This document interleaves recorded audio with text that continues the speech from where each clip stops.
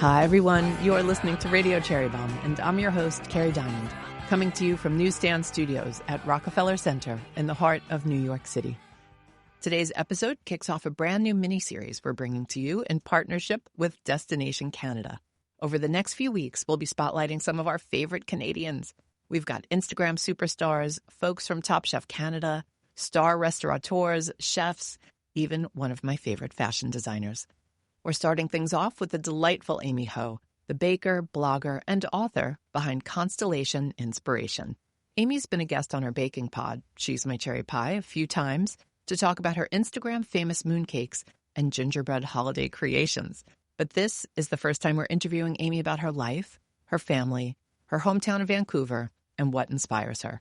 I learned so much, like the fact that she does social media for Vancouver restaurants, her fierce love of her local Chinatown, her competitive approach to Friendsgiving potlucks, and that her dog, Waffles, is a minor celebrity. Of course, we chat about the upcoming Mid-Autumn Festival and how Amy and her family will be celebrating. Stay tuned for my chat with Amy Ho. Today's episode of Radio Cherry Bombe is presented by Destination Canada.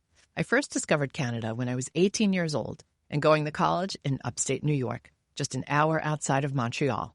I couldn't believe this beautiful, exciting city was so close by. I visited every chance I got.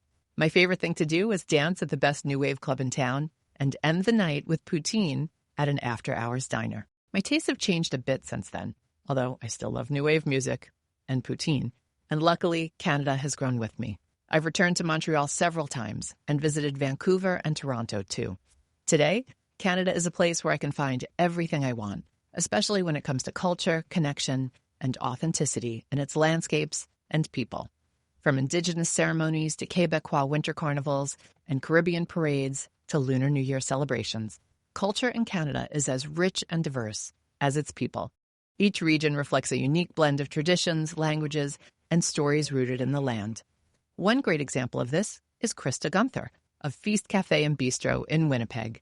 She's an Indigenous chef bringing ancestral recipes to the table in delicious, modern ways. Canada invites you to experience its incredible culture through nature, storytelling, and community. Start planning your visit today at canadanaturally.com. A big thank you to everyone who joined us at Jubilee LA. What a weekend. Be sure to check out Cherry Bombe and Carrie Bombe, that's me, on Instagram for all the highlights. I also want to thank all the Jubilee talent. You are incredible. And of course, our sponsors, Square, San Pellegrino, California Prunes, Enterprise Mobility, Ghirardelli, and Zacapa. Now it's on to Jubilee New York at 2026, which I cannot believe. Jubilee NYC tickets just went on sale at cherrybombe.com. Jubilee NYC is happening on Saturday, April 25th at the Glass House on the West Side, and it's going to be an amazing day. I can't wait to tell you more as we book all the talent, plan the menus, and organize everything. Mark your calendars and don't miss out on early bird pricing. Now, let's check in with today's guest. Amy Ho, welcome to Radio Cherry Bombe. Thanks for having me. I am so thrilled. This has been a long time coming. You've been on our baking podcast, She's My Cherry Pie, twice. There aren't that many people who have been on that show twice, but you have so many things that you are good at. We had to have you on to talk about mooncakes, which we'll talk about, of course. And you've kind of become one of the queens of the gingerbread house over the past few years. I'm not worthy of that title, but thank you. The ones you do are so interesting and special, which is why I think we gravitate toward them at Cherry Bombe.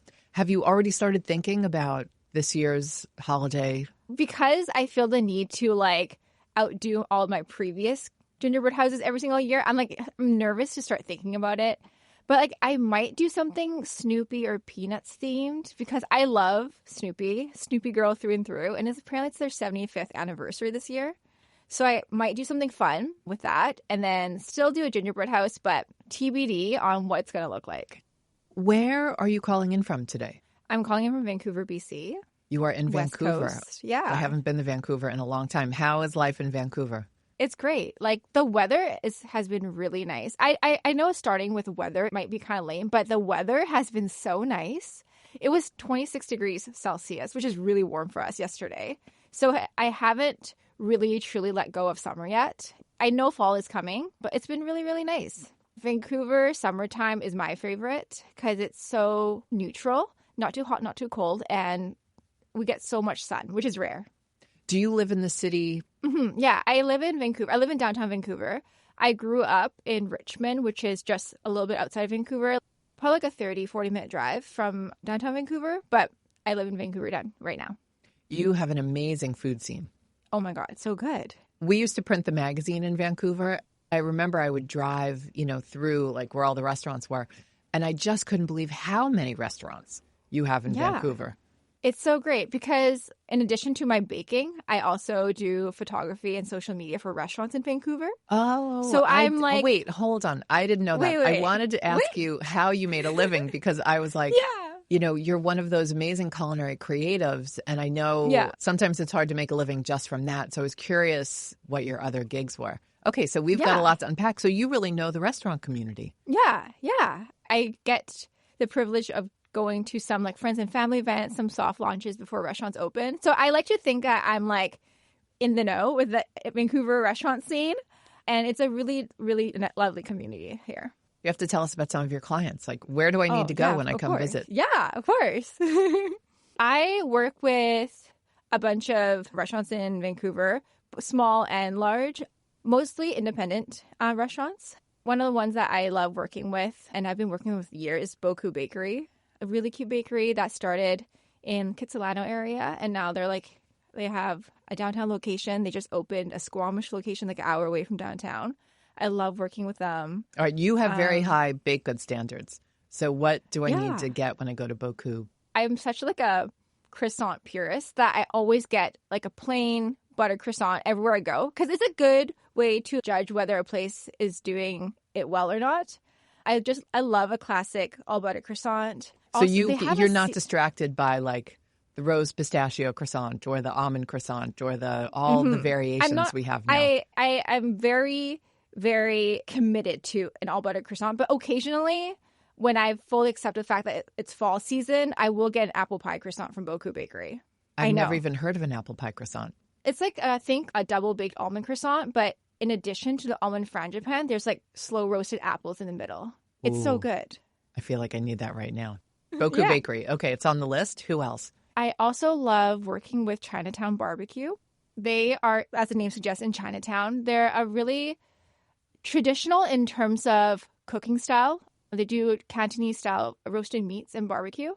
I love them with all my heart. They're so great because they're not just a restaurant, but they're, as a larger purpose, they want to kind of revive Vancouver Chinatown. They're all about preserving history of Chinatown and continuing the story as well. So they don't do just food, but they contribute so much to the community in terms of like preventing gentrification and kind of really making sure everyone knows Chinatown and its story gets told continuously. And yeah, I really, really love them. What should I order at Chinatown Barbecue? If it's your first time there, I would recommend the Four Treasures rice plate where you get a bit of everything. So you get the 3 most popular cuts of meat there, along with like a half salted duck egg. And it's on a bed of white rice. And it's a good sampler of everything they offer there. But you really can't go wrong. Even though they call it Chinatown Barbecue, they do a lot of meats. All their vegetable dishes are also spectacular because they use the wok in the kitchen and everything has such a nice char and everything is cooked with such high heat. It's wonderful. Sounds incredible. Okay. Give us one more restaurant. One more restaurant that I love. Client or non-client? Client. Brag on your clients right now. Okay. Sounds the good. mic is yours. The mic is mine. And apologies to all of Amy's clients for making her choose only 3 of you. I know. I love, if I'm craving ice cream, I love Mr. Ice Cream. They do nitrogen ice cream. So you choose your flavor and then they have their like ice cream base and they spin it for you right away. So it's super smooth. They have lots of fun flavors. My personal favorite is their shortbread ice cream, which is what inspired me to create my own recipe for shortbread ice cream that I always make during the holidays. It's super creamy, super rich. And the fact that they do use nitrogen and they do it right away makes it really, really smooth. I love those nitrogen ice creams. It's so much fun to see it made right in front of you. And it is literally the freshest ice cream you could possibly get unless you make it yourself. Funny that you said your favorite flavor is shortbread because when you said that you are a croissant purist and you do the all butter croissant, I was curious if that extended to things like ice cream. Oh, like, for sure. You go and have a vanilla first. I love getting vanilla ice cream along with like a fun flavor, but I need almost like a palate cleanser flavor along with it. And yeah, I think it's a nice contrast to have. So interesting. I will always go for what is weird or different. Mm-hmm. If there is a strange ice cream on the menu, I will get it. If there is a kooky croissant, I will be the person to order it.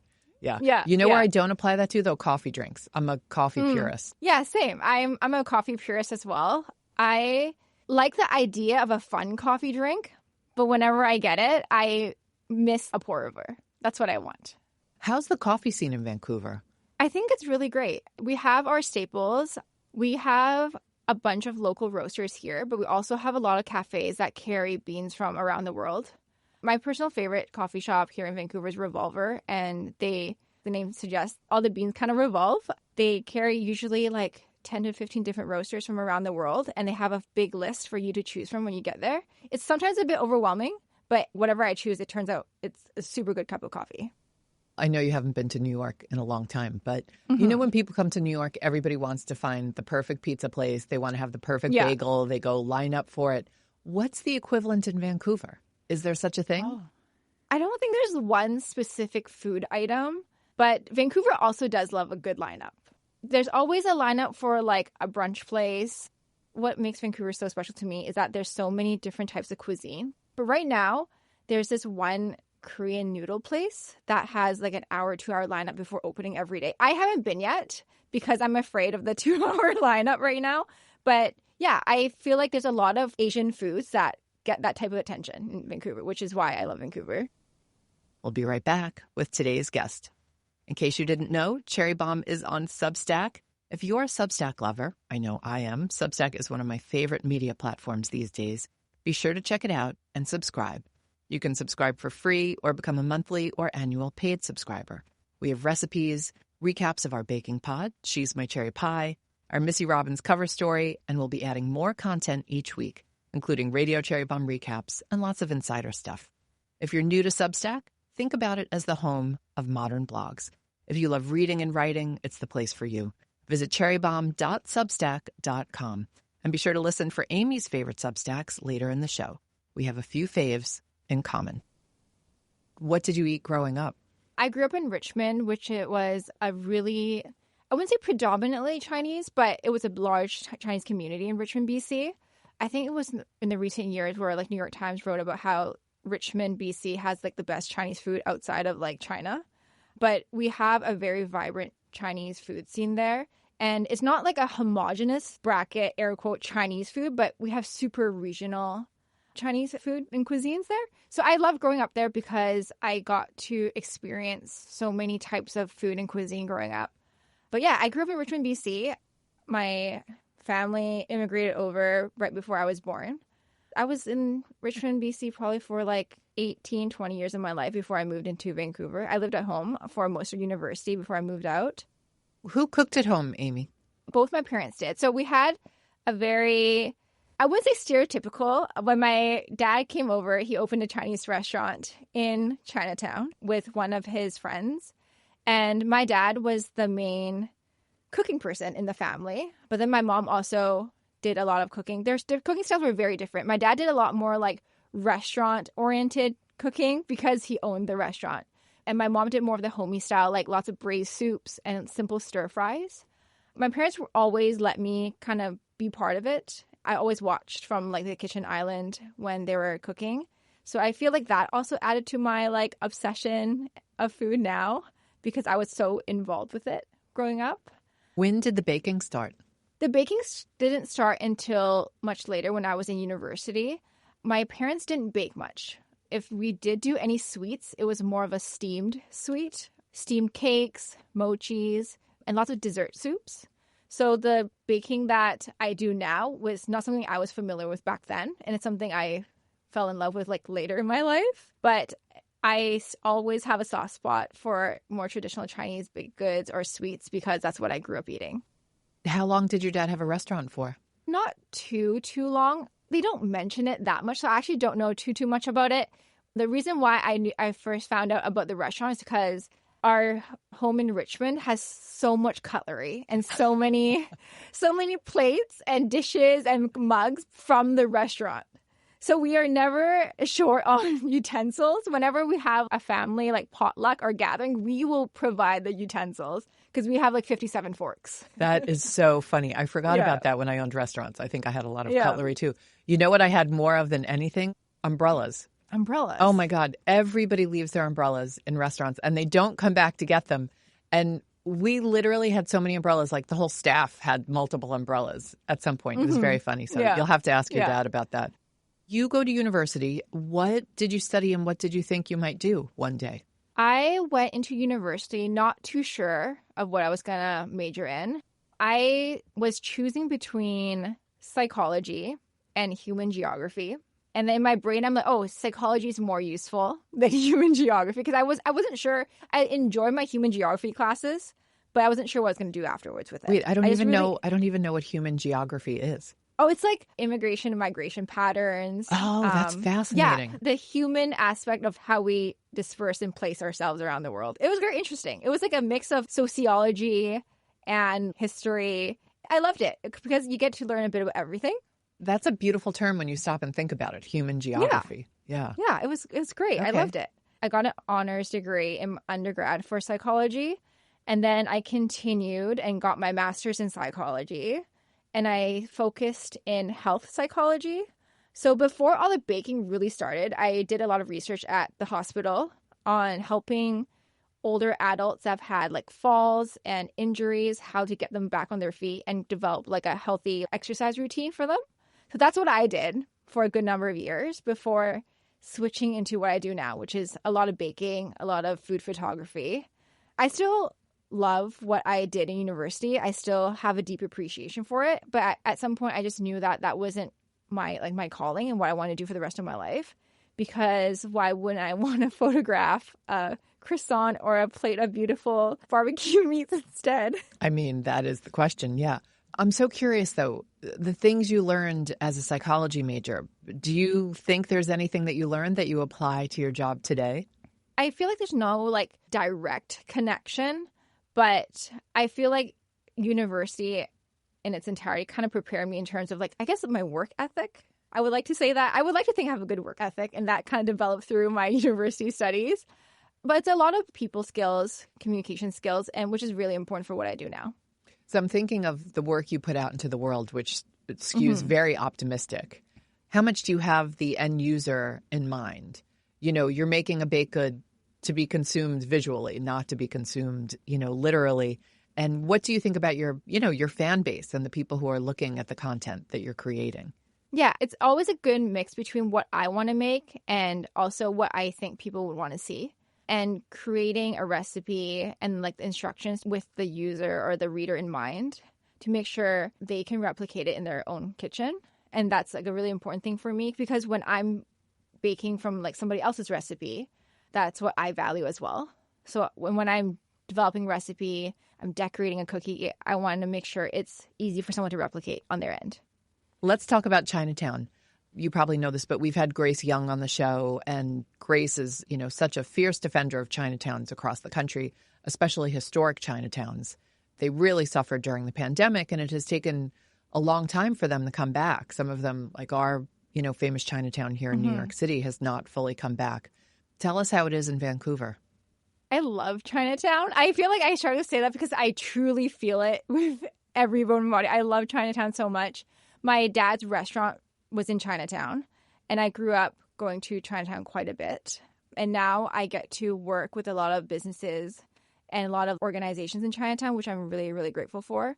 Chinatown, Vancouver is quite a vibrant Chinatown, I would say. You get a good mix of traditional Chinese restaurants and a mix of more newer, more modern, more hip restaurants that are coming up as well. It's very food focused. Most of the business there are food. I love the vibe of our Chinatown, and there's lots of efforts here to make sure that Chinatown, it stays vibrant and it continues to be a place where people can come and enjoy. Like I mentioned previously, I do a lot of photography outside of my baking, and every year for the Chinatown Foundation, they put up an event called Light Up Chinatown. And it's to celebrate the community. And I photograph that event every single year. And it's my favorite thing to do every single year is to photograph that weekend called Light Up Chinatown, where they bring performances to that area. A lot of the restaurants there do collaborations, and you really feel a sense of community to make sure Chinatown is as lively as can be. Amy, that's so beautiful. When does it take place? Usually it takes place at the end of summer. It just happened in August this year. It usually falls between the end of summer around Mid-Autumn Festival, because Mid-Autumn is about reunion, togetherness, and family. So it's a really good tie-in for that. We lucked out with the weather this year. Vancouver could be really rainy. It's a full outdoor event, but we lucked out with the weather this year, and we got a sunny weekend. It rained until the last hour right before the festival started. It's a little damp at first, but then it became super sunny and super beautiful, and it was great. Oh, I love it. The ancestors smiled upon you, right? Yeah, right. What is the best time of year to go to Vancouver? I need to plan a visit. It depends on what you want to do. My personal favorite is summer because the city is so beautiful. You get a lot of city, you get a lot of mountain, you get a lot of water. Summer is my favorite because it's so walkable. Oh, I love a walkable city. I might be 34, but I don't have my driver's license, and I don't think I'm going to get one anytime soon because the city is so walkable. My personal favorite is summertime, but a lot of people like coming for the wintertime because they like the snowboarding and the skiing, which is not something I am personally into, but all my friends, every single year, they rent a cabin or a lodge in Whistler, and they do a snowboarding weekend. Sometimes I go as well, and I just bake, or I'm the one prepping the meals there.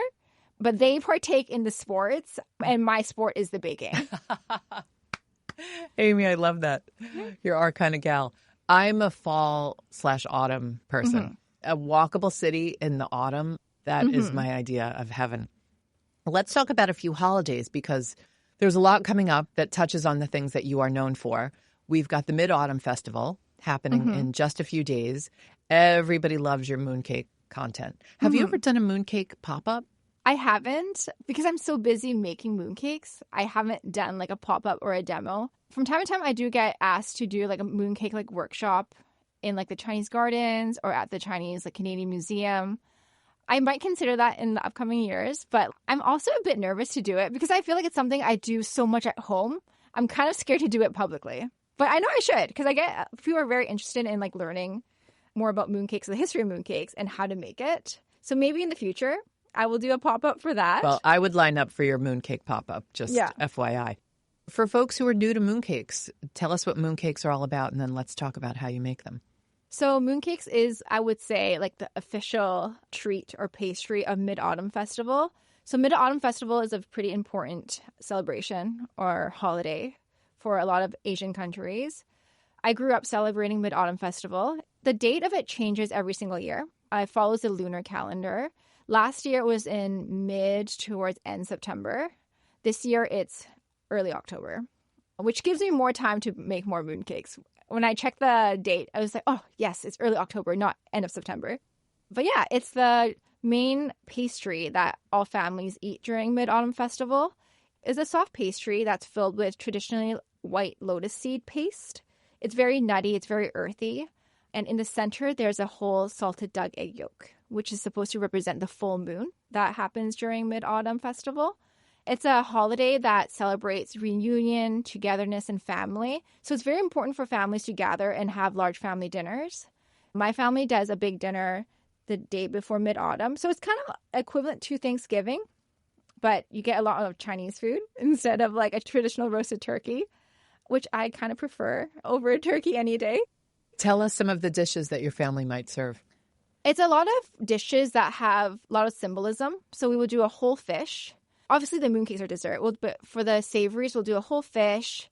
We'll do a lot of braised vegetables where the name sounds like something auspicious or wishes someone longevity and happiness, things like that.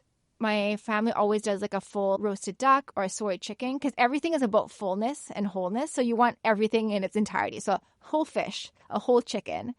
Even the color is important because you want lots of greens because it represents money and fortune and things like that. So everything has its purpose on the Mid-Autumn dinner table.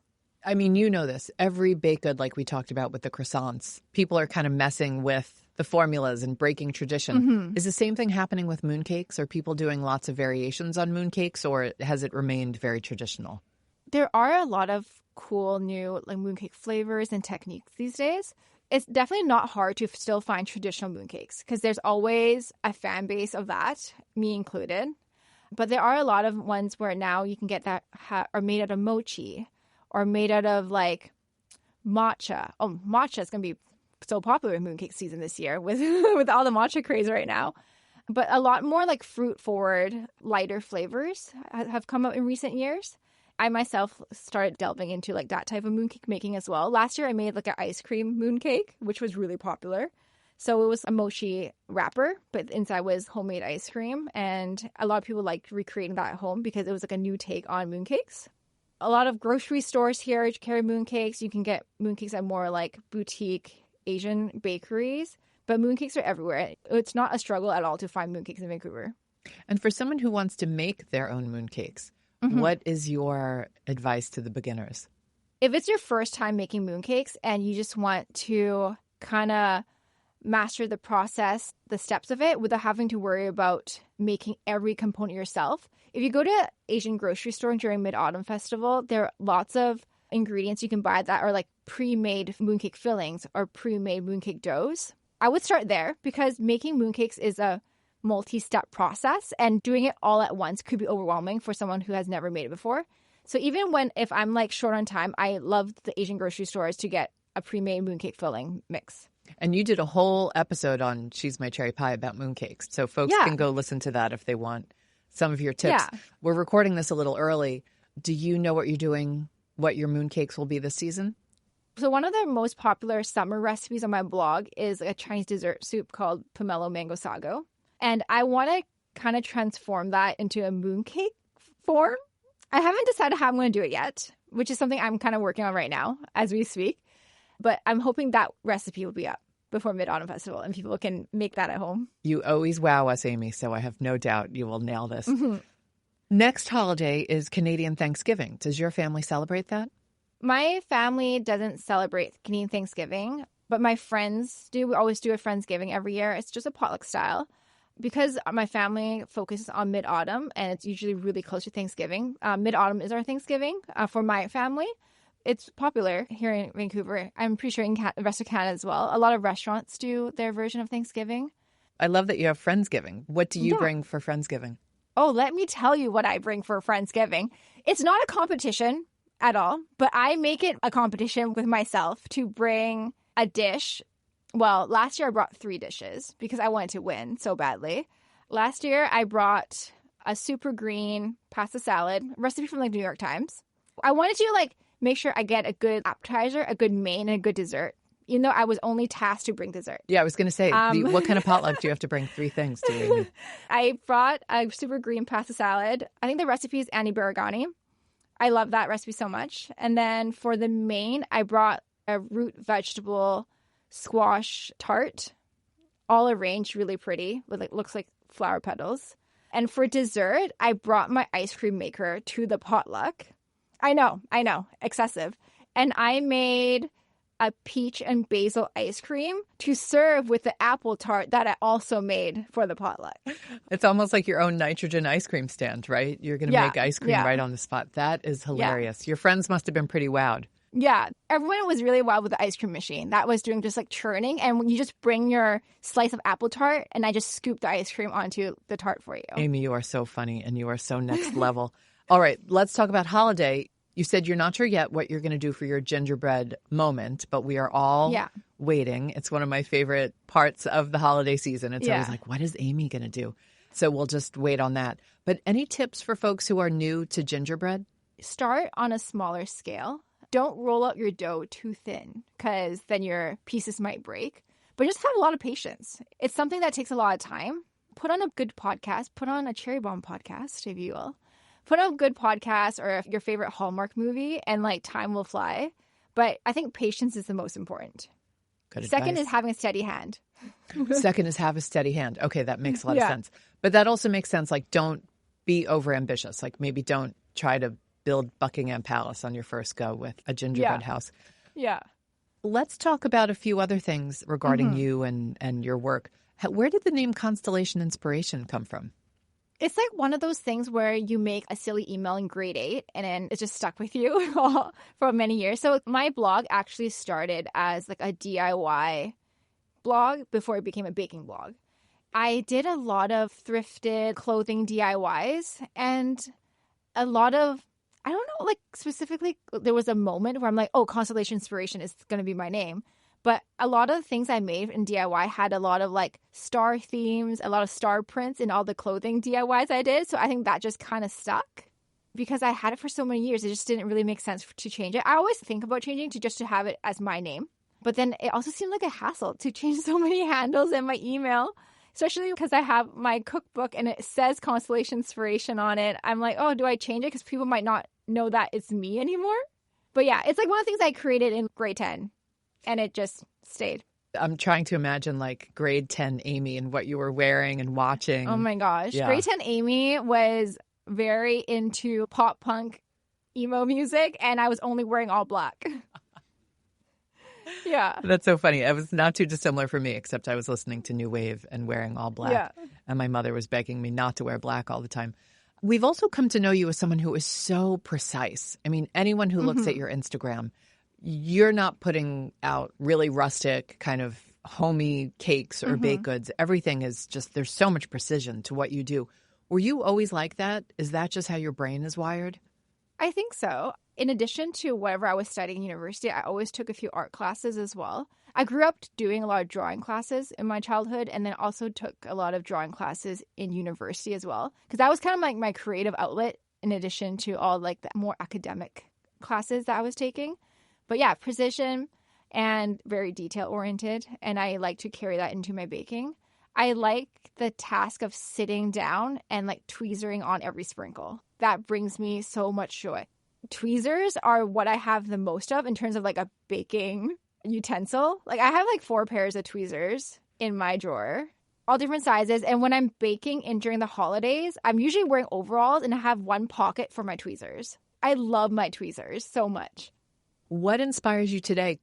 TV, I'm afraid to say I just binged The Summer I Turned Pretty like the rest of the world. You know what? I have not watched it. And I just said to a friend the other day, do I need to go back and watch this whole thing? And she was like, yeah, you probably do. I'm like, do I do something baking related that's related to that show? Because everyone's watching it right now. Maybe. Did the seasons just get better and better? Because I feel like originally I didn't hear that much about it, but now the buzz is like major. It depends on which character you're rooting for. Yeah. What character are you rooting for? Oh, I don't want to give a spoiler. Okay, no spoilers then. No spoilers. Yeah, the character I wanted to like not prevail, win, but like yeah, they got what they want. So okay. I'm happy with it. Yeah. All right. No spoilers. What else are you loving? I feel like my world is just so food oriented that like when you're asking me to think something that's not food related, it's so hard. Do you listen to music or podcasts? I'm a big podcast listener. I always have a food podcast on. Also because it's closer to Halloween now. You might notice that I don't do a lot of Halloween baking on my blog because it's just not really like my niche. But I do love a Halloween themed podcast or show. So I love this one podcast called Dead Meat. And then they just do deep dives to horror movies. I'm too afraid to watch a horror movie, but I have no problem listening to it get dissected. So it seems less scary to me. I find it very intriguing. I can't do horror movies either. Horror movies, violent, all those things. I just cannot watch them. So you don't do a costume at Halloween? I do a costume just so I can match my dog. But I don't do a costume because I'm like really into it. This year I might do Dorothy from Wizard of Oz because I saw the cutest Toto's basket costume for my dog at Spirit Halloween. So I might get the basket costume for my dog and I'll wear like the blue and white gingham. If you do that, please send us a video or a photo because we launched a little thing on Instagram called Puppy Bombe. And I've been trying to cover everybody in our community who's got a dog. What kind of dogs do you have? I have a Havanese. He just made his modeling debut.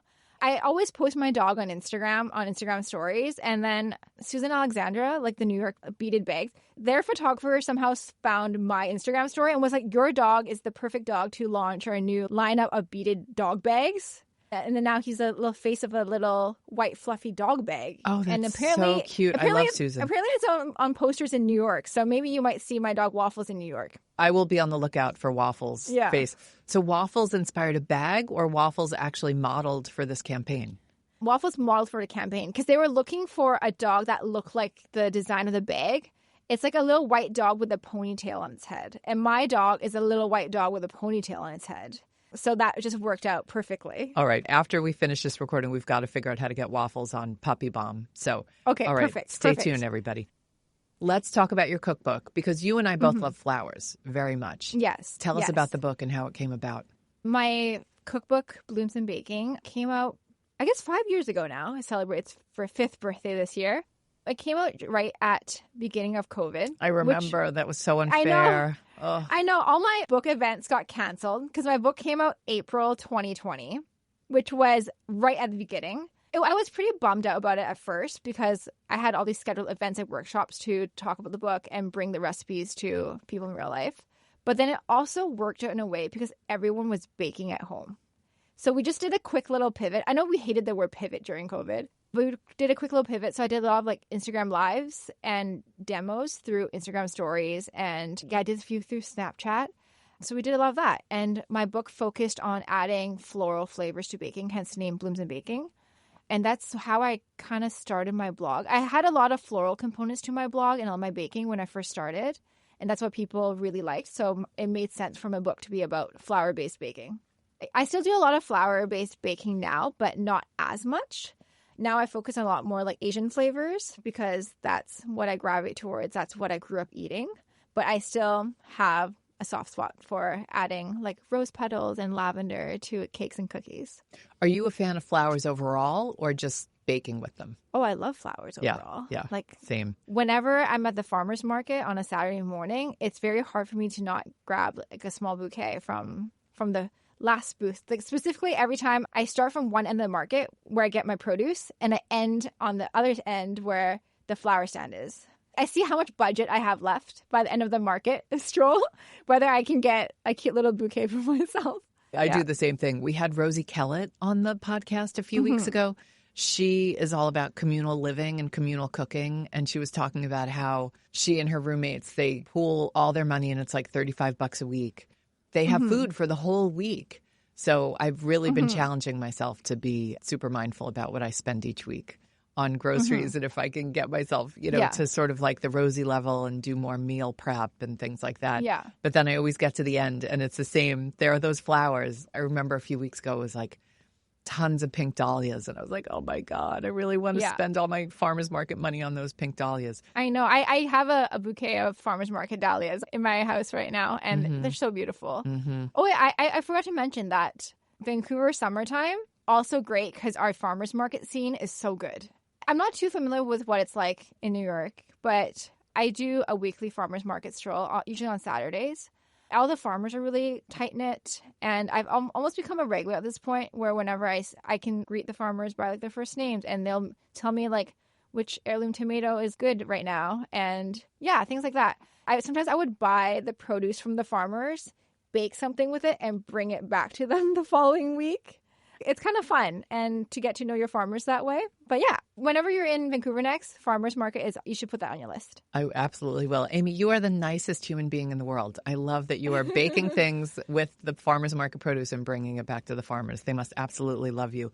You've named all my favorite things: walkable city, beautiful weather, farmers market, all those things. I definitely need to come visit. What's next for you? Anything big coming up? I'm prepping for mooncake season and for gingerbread season, obviously. Nothing too big or like out of the ordinary planned right now. I'm doing what I love to do. I feel like fall and holiday baking is when I truly thrive. So I'm getting ready for that time of year. Do you still have your blog, or have you moved over to Substack? I'm still a blog person through and through. I've thought about doing Substack because I read a lot of Substacks, baking related and non-baking related Substacks. But I like how custom I can make my blog and how it looks in terms of the layout, the fonts, the colors, everything. I'm not too familiar with Substack, but maybe I would like migrate over. But I just love having one spot to keep all my recipes, all my photos. Any Substacks you can recommend that you love? I love my friend Erica's Pancake Princess, her Substack. She does crazy bake-offs comparing the top recipes on the internet.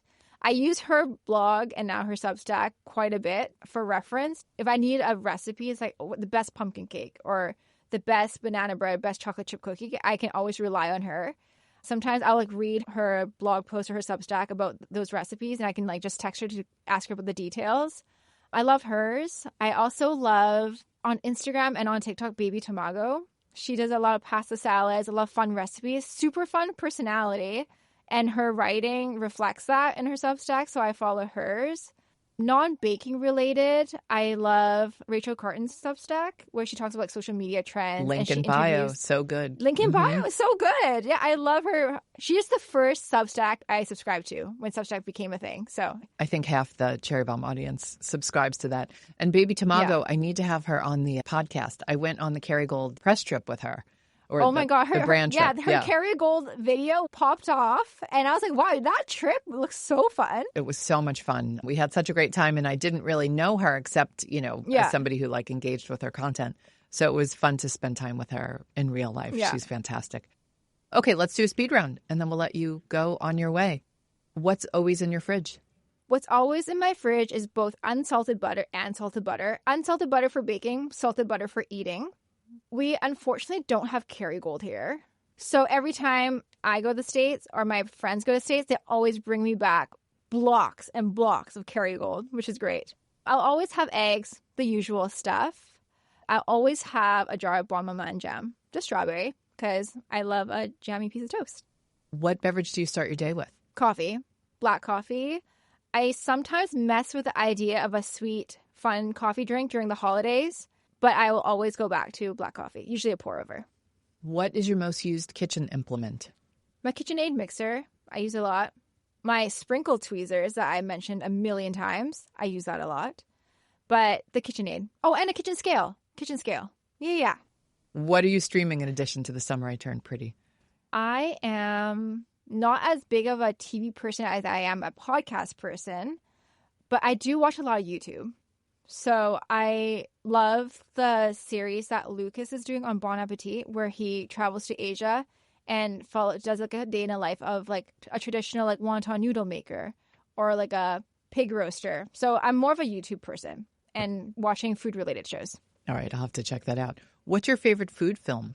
There's one event. It hasn't happened recently, but there's one event in Vancouver that takes place called Sensory Cinema, where the organizer Ken picks a movie. It really ranges the type of movie. He pairs the movie with one chef in the city, and they make the food that's being served on screen, and they time it where they serve you, the audience, as that scene is happening. It's a fantastic event. And the last one I went to was Parasite, the Korean film. So he got a chef to make all the noodles that were on the screen.